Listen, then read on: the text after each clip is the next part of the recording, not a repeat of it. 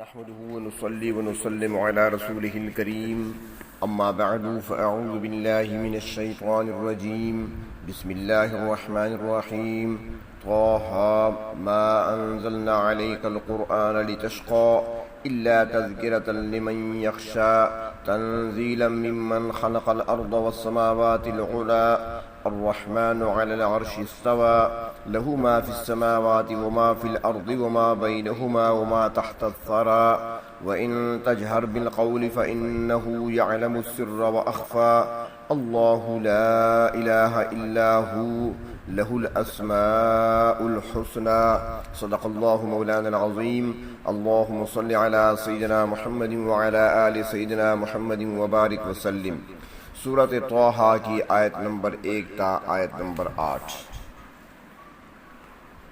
سورۃ طٰہٰ کے تعارف کے سلسلے میں گزشتہ درس میں کچھ عرض کر دیا تھا۔ سورت کی ابتدا میں حضور اکرم صلی اللہ علیہ وسلم کی تسلی کا مضمون ہے، مگر سورت کا آغاز حروف مقطعات سے کیا گیا ہے۔ طٰہٰ، اس سے متعلق مفسرین کرام مختلف تعبیریں کرتے ہیں۔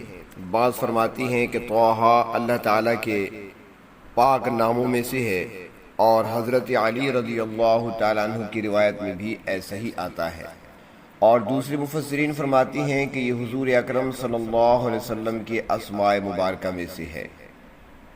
امام جلال الدین سیوطی رحمۃ اللہ علیہ فرماتی ہیں، تفسیر معالم العرفان میں ہے کہ یاسین اور طٰہٰ حضور اکرم صلی اللہ علیہ وسلم کے نام ہیں۔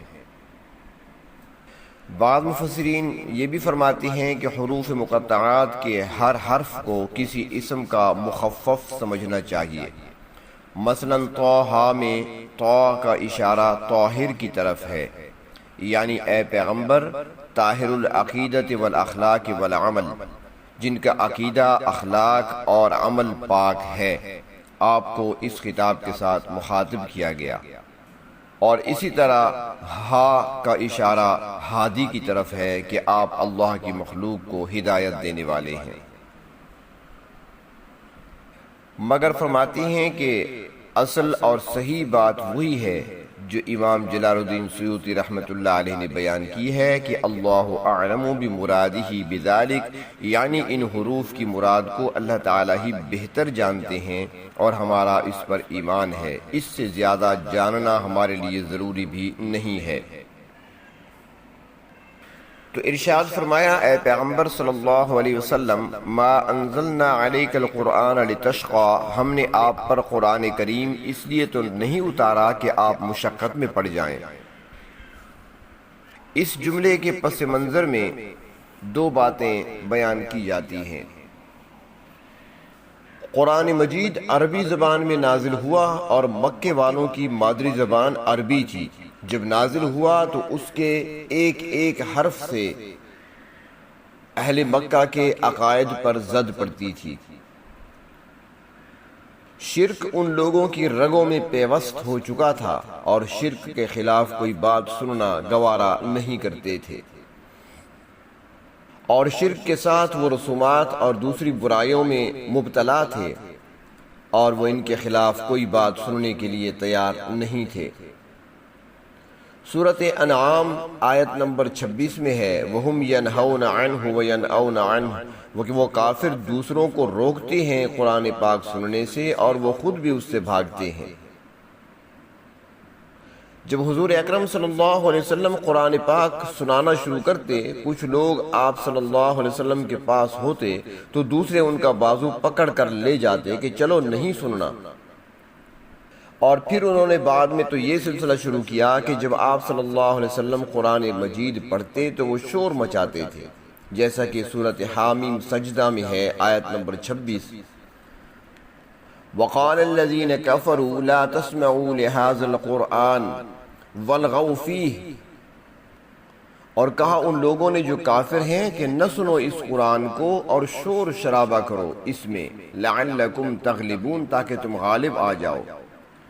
مشرکوں نے ایک دوسرے کو کہا کہ جب یہ قرآن مجید پڑھنا شروع کریں تو تم اس وقت شور مچا دیا کرو، تاکہ کوئی لفظ کسی کے کان میں نہ پڑے۔ تو ان چیزوں کو دیکھ کر حضور اکرم صلی اللہ علیہ وسلم پریشان ہوتے تھے کہ میں کیا کروں، کیسے سناؤں اور کس کو سناؤں۔ اس کے علاوہ کفار و مشرکین طعنہ زنی بھی کرتے تھے، بیہودہ اعتراضات بھی کیا کرتے تھے۔ تو اللہ رب العزت نے آپ صلی اللہ علیہ وسلم کو تسلی دیتے ہوئے فرمایا، ما انزلنا علیک القرآن لتشقی، ہم نے آپ پر قرآن اس لیے تو نہیں اتارا کہ آپ مشقت میں پڑ جائیں۔ اور دوسرا پس منظر یہ بھی بیان کیا جاتا ہے کہ نبوت کے ابتدائی دور میں حضور اکرم صلی اللہ علیہ وسلم رات کو لمبا قیام فرمایا کرتے تھے۔ احادیث مبارکہ کے مطابق بعض اوقات آپ کے مبارک پاؤں متورم ہو جاتے تھے، یعنی سوج جاتے تھے، اور سردی کے موسم میں کبھی پھٹ بھی جاتے تھے۔ تو اللہ رب العزت نے آپ کو تسلی دی کہ آپ قیام کے دوران لمبی قرات میں اس قدر محنت نہ کریں، جیسا کہ سورۃ مزمل میں فرمایا، فَقْرَؤُوا مَا تَيَسَّرَ مِنَ الْقُرْآنِ، اتنا قرآن پڑھیں جتنا آسانی سے پڑھ سکیں۔ تو اس لیے فرمایا کہ ما انزلنا علیک القرآن لتشقی، ہم نے آپ پر قرآن اس لیے تو نہیں اتارا کہ آپ مشقت میں پڑ جائیں، بلکہ الا تذکرۃ لمن یخشی، یہ تو نصیحت یا یاد دہانی اس شخص کے لیے ہے جسے محاسبہ اعمال کا خوف ہے۔ البتہ جو شخص بے خوف ہے، اسے آگے کی فکر ہی نہیں ہے، وہ تو ایمان نہیں لائے گا اور نہیں نصیحت حاصل کرے گا۔ سورۃ آل عمران میں فرمایا، وَمَا يَذَّكَّرُ إِلَّا أُولُو الْأَلْبَابِ، آیت نمبر 7، کہ قرآن پاک سے صرف وہی لوگ نصیحت پکڑتے ہیں جو عقل سے کام لیتے ہیں۔ جو لوگ عقل کو صحیح طور پر استعمال نہیں کرتے، ان کی مثال جانوروں کی ہے جن کا کام کھانا پینا اور شہوت ہے، اس کے علاوہ وہ کچھ نہیں جانتے۔ فرمایا تنزیلا ممن خلق الارض والسماوات العلی، یہ قرآن پاک اس ذات کا نازل کردہ ہے جس نے زمین اور بلند آسمانوں کو پیدا کیا۔ یہ کسی مخلوق کا کلام نہیں ہے بلکہ اس ذات کا کلام ہے جو الرحمن نہایت ہی مہربان ہیں، علی العرش استوا، اور عرش پر قائم ہے۔ اللہ رب العزت کی صفت الرحمن کا ذکر سورۃ مریم میں جو پہلے گزر چکی ہے، اس میں کم از کم 16 مرتبہ آیا ہے، اور بتایا گیا ہے کہ دیکھو اللہ تعالیٰ تو اپنی مخلوق پر بڑے ہی مہربان ہیں، یہ انسان ہی ہیں جو غلط کام کر کے اپنے آپ کو اللہ رب العزت کی رحمت سے محروم کر لیتے ہیں۔ استوا علی العرش کے الفاظ بھی کئی صورتوں میں ذکر ہوئے ہیں۔ اسے متشابہات میں شمار کیا جاتا ہے، یعنی ان الفاظ کے معنی تو معلوم ہے کہ اللہ تعالیٰ عرش پر قائم ہے، لیکن اس کی حقیقت اور کیفیت انسانی ذہن میں نہیں آ سکتی۔ عرش کے معنی تخت شاہی اور بلند مقام کے ہیں، اور یہ بات ثابت ہے روایات سے کہ عرش الہی کے پائے ہیں اور مقرب فرشتے اس کو اٹھائے ہوئے ہیں، اور وہ آسمانوں کے اوپر قبہ کی طرح ہے۔ اس سے زیادہ اس کی حقیقت معلوم نہیں۔ یہ صفت اگر کسی انسان کے لیے ثابت کی جائے تو وہاں پر معنی نکلتا ہے تخت شاہی پر بیٹھنا، اور دوسری چیز وہ ہوتی ہے اختیارات، جبکہ اللہ تبارک و تعالی جہت سے، سمت سے، وجود سے، جسم سے پاک ذات ہیں، تو فرماتے ہیں کہ یہاں پر پھر معنی آسمانوں پر اور زمین پر اللہ تبارک و تعالیٰ کو جو اقتدار اعلیٰ حاصل ہے اسی کا ذکر ہے، کہ اللہ تبارک و تعالیٰ نے کائنات پیدا کر کے دوسروں کے حوالے نہیں کر دی کہ وہ جو چاہیں تصرف کریں، بلکہ وہ خود تخت سلطنت پر جلوہ افروز ہیں اور سارے جہاں کا انتظام وہی کر رہے ہیں، دوسرا کوئی انتظام میں دخیل نہیں ہے، اس لیے وہ اکیلے ہی معبود برحق ہیں۔ اللہ رب العزت ایسی ذات ہیں کہ ہم کسی چیز کے ساتھ تشبیہ نہیں دے سکتے۔ ہمارا بیٹھنا اور ہوتا ہے، ہم چٹائی پہ بیٹھے ہیں، ہم کرسی پہ بیٹھے ہیں، یہ بیٹھنا اور چیز ہے، فرماتے ہیں کہ امام مالک رحمۃ اللہ علیہ سے ان کے شاگردوں میں سے کسی نے سوال کیا کہ حضرت استواء علی عرش کی کیا کیفیت ہوگی یا ہم کیسے سمجھیں؟ تو انہوں نے فرمایا کہ الایمان بہ واجب، اس پر ایمان لانا ضروری ہے، وکیفیتہ مجہولہ، اور اس کی کیفیت ہمیں معلوم نہیں ہے، والسؤال عنہ بدعہ، اور اس کے متعلق بحث کرنا بدعت ہے۔ جو چیز سمجھ نہ آئے خواہ مخواہ اس کے پیچھے نہ پڑو، بس اتنا سمجھ لینا چاہیے کہ یہ عقیدہ ہم نے رکھنا ہے کہ وہ رحمان ذات عرش پر مستوی ہے، اور اس کے ساتھ یہ بھی عقیدہ رکھنا ہے کہ وہ پروردگار ہمارے ساتھ بھی ہیں، جیسا کہ سورۃ حدید 4 آیت میں ہے، وَهُوَ مَعَكُمْ أَيْنَمَا كُنْتُمْ، اور وہ تمہارے ساتھ ہے جہاں بھی تم ہو۔ اور وہ ساتھ بھی کیسے ہیں؟ تو سورۃ قاف آیت نمبر 16 میں فرمایا، وَنَحْنُ أَقْرَبُ إِلَيْهِ مِنْ حَبْلِ الْوَرِيدِ، اور ہم زیادہ قریب ہیں رگ جان سے بھی۔ انسانی جسم ایک رگ ہے جو دماغ سے دل تک جاتی ہے، جسے ہم رگ جان کہتے ہیں، اور شہ رگ بھی اسے کہتے ہیں، اسی کو ورید کہتے ہیں۔ وہ کٹ جائے تو آدمی مر جاتا ہے، تو فرمایا کہ ہم اس شہ رگ سے بھی زیادہ قریب ہیں، وَلَٰكِن لَّا تُبْصِرُونَ، لیکن تم نہیں دیکھ سکتے۔ دنیا میں اللہ رب العزت کو کسی نے نہیں دیکھا، جنت میں اہل جنت کو دیدار کرایا جائے گا۔ تو اللہ رب العزت کو دنیا میں کوئی دیکھ تو نہیں سکتا، ہاں اللہ رب العزت کی قدرت سے پہچانا جا سکتا ہے اس ذات کو۔ آسمانوں کو دیکھیں، زمین کو دیکھیں، پہاڑ ہیں، دریا ہیں، انسان ہیں، ان کی شکلیں ہیں، زمین سے نکلنے والی فصلیں ہیں، پودے ہیں، پھل ہیں، پھول ہیں، یہ سارے کے سارے اللہ رب العزت کی قدرت کا مظہر ہیں۔ تو اسی کو دیکھ کر انسان پکار اٹھتا ہے کہ تو دل میں تو آتا ہے، عقل میں نہیں آتا، بس جان گیا میں کہ تیری پہچان یہی ہے۔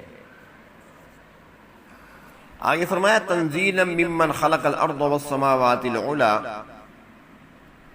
یہ قرآن کریم اس ذات کا نازل کردہ ہے جس نے زمین اور بلند آسمانوں کو پیدا کیا۔ یہ کسی مخلوق کا کلام نہیں ہے، اس ذات کا کلام ہے جو الرحمن، جو نہایت ہی مہربان ہے، علی العرش استوا، اور عرش پر قائم ہے۔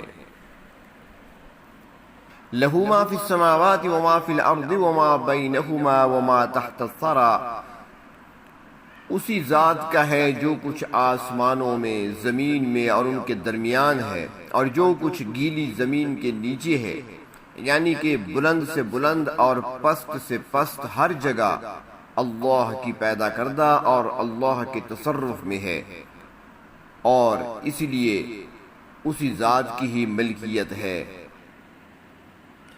اور اللہ رب العزت کی ذات وہ ہے جس کے علم کا حال یہ ہے، وَإِن تَجْهَرْ بِالْقَوْلِ، اگر آپ بلند آواز سے بات کریں، فَإِنَّهُ يَعْلَمُ السِّرَّ وَأَخْفَى، پس بے شک وہ پوشیدہ اور مخفی ترین بات کو بھی جانتے ہیں۔